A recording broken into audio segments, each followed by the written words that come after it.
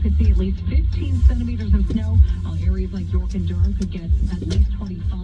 The heaviest snow tomorrow's commute could also be impacted with freezing rain too. And because of all of this, the city has declared a major snowstorm condition and significant weather event. It kicks in at 10 p.m. What this means is that parking on roads designated as snowers is prohibited. Hello mga abe, welcome to my channel. Ako po ang inyong lingkod, Kuya JDL. At ito, kagagaling lang natin sa trabaho. Driving tayo pa uwi. At kaninang umaga pa lang sa trabaho, maingay at maugong na yung snowstorm na papatak ngayon, no? Na babagsak ngayon dito sa Toronto, no? Expected daw na 15 to 25 centimeters of rain along GTA, within GTA. Mamaya, no? Kung alas 3 na ngayon, imedya ng hapon, mga bandang mga mag-aalas 5, mag-uumpisa na yan. At bukas inaasahan na ang commute din ay medyo mahirap dahil pagkatapos ng snow, ano naman, yung ice, parang wet snow naman, no? Yun yung nakakatakot, yung wet snow, kasi madulas yun mga abe. So yung mga nagplano at nagbabalak na pumunta sa Canada, hindi po sa inaano ko kayo, ha, hindi sa dinidiscourage ko kayo, no? Especially dito sa Toronto, no?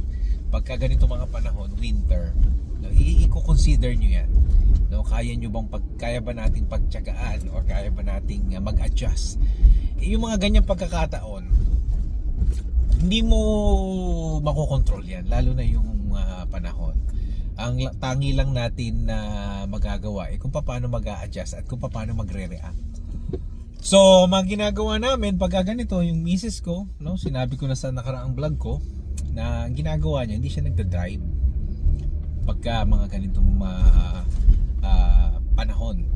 Ginagawa niya, nagte-take siya ng public transport. Kapag may chance, no, sinusundo ko siya doon sa estasyon, no? Ako naman, sanay na ako, tsaka usually maaga ako umaalis, hindi pa masyadong marami yung sasakyan nun. Ang pahirapan lang yung pag-uwi. Pero iba yung pag-iingat ito, no? Dahil napakadulas po talaga ng daan.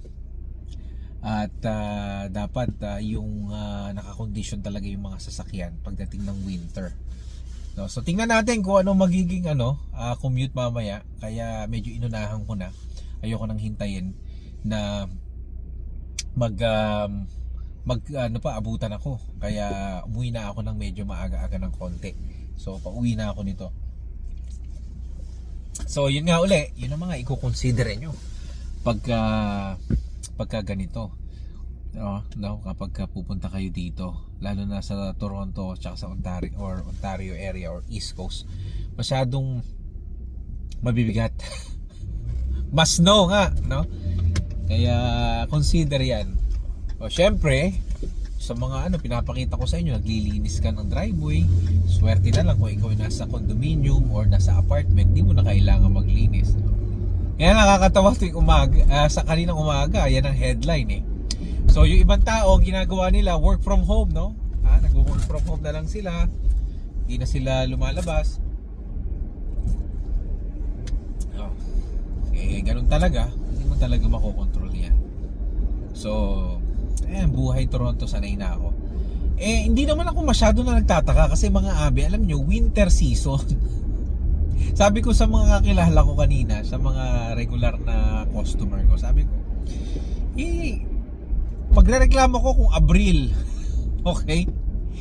Ano pa lang Pebrero pa lang ang Pebrero nga yung kasagsagan ng winter January and February. So, normally, ang mas snow, January, ngayon mukhang maraming snow talaga. Ever since December, mas snow na. Ang February, usually na lang yan, yung sobrang lamig, no? Pero wala nang masyadong snow, no? Tas may mga pahabol yan ng March. Pero ganun pa man, sanayan lang yan. Pag nasanay ka na, okay na sa'yo yan. Tsaka pag inisip mo, maniwala po kayo, pag inisip mo laging mahirap, lalong humihirap embrace mo na lang at ikaw na yung mag-adjust, hindi ka na mamumuryot, no? So lagi ako kapag ganito winter, meron akong extra jacket sa loob ng sasakyan, no? May extra tubig, no? Ganun ang mga snacks, no? May pang sugar rush kasi mamaya magutom ka. No, talagang minsan kahit na yung 10 minutes drive mo pagka may snowstorm or 15 minutes drive mo, nagiging 45 minutes to 1 hour drive pagka mga ganong sitwasyon. So, Toronto life, ano magagawa mo? Mag-a-adjust ka na lang. Ulit-ulit yan. Hindi ko mapakita, no? Ito yung itsura ng highway. Makita nyo? May itsura ng daan. Hindi pa to main road pero hindi pa to highway pa. Wala masyado sigurong pumasok ngayon.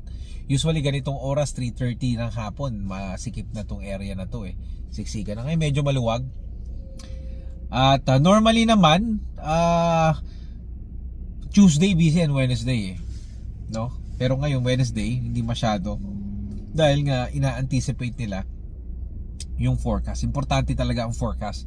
Nagche-check ka, no? Every time, especially pagka winter, no? Para alam mo yung driving condition, alam mo yung travel allowance mo, kung anong oras ka makakarating, anong oras ka makakauwi. Importante yon. So pinaplano din yon para safe, no? Hindi lang para sa'yo, para doon sa mga kasama mo na nagda-drive. So ito yung mga dapat nyong i-consider kapag kayo plano nyong mag-migrate dito, no? Iyan ang i-set nyo. Nung una inaano ko pa no? Ina-underestimate ko yung lamig, no?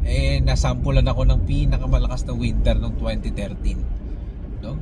Nako, kaya ayoko na, gusto ko lagi akong handa. Tsaka napakadulas last time nadulas ako, masakit madulas.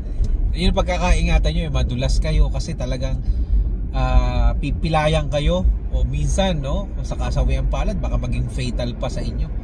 Kaya yon, no? Well, nasa kanya-kanyang ano lang naman yan kanya-kanyang paano kayo mag-a-adjust, no? Kahit saang lugar naman talaga kailangan nyo mag-adjust sa lifestyle ng mga tao, no? Kasi mag-iiba.